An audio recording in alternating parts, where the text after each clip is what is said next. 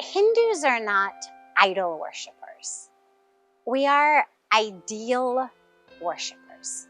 We're not worshiping actually a statue made of stone or marble or some other material.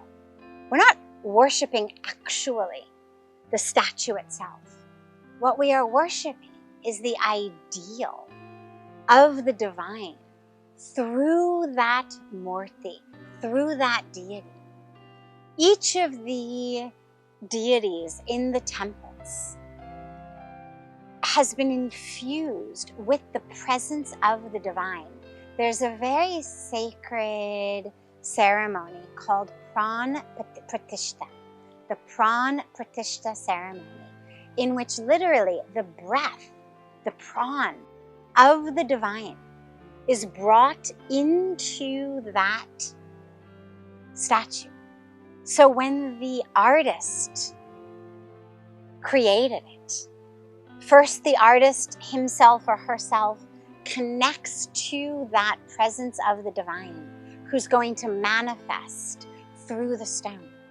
So the actual sculpting itself is a very deep, a very pious, a very devotion-filled process. But then, after it's been created and sculpted, in the mandir, there's this pran pratishta, in which in several days of pujas and prayers and rituals, that life, breath of the divine gets brought into the murti that then is a deity. So it's not the actual stone that's being worshipped. It's the presence of the divine. You can think about it like, it's not a perfect example, but think about if you have a photograph of your loved one.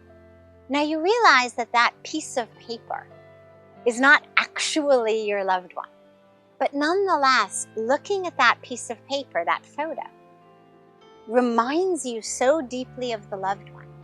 And you feel the presence of your loved one when you look at the picture. So in a similar way, again, it's not exact, but in a similar way, through seeing that deity, we are reminded of and connected to that presence of the beloved divine. The difference between the deity and a photo, of course, is that that actual pran, the energy of that divine essence, is brought into the statue. So it's the image reminding us and connecting us. And then it's also that energy of the divine presence that is brought into the stone. So it's not an idol, it's an ideal.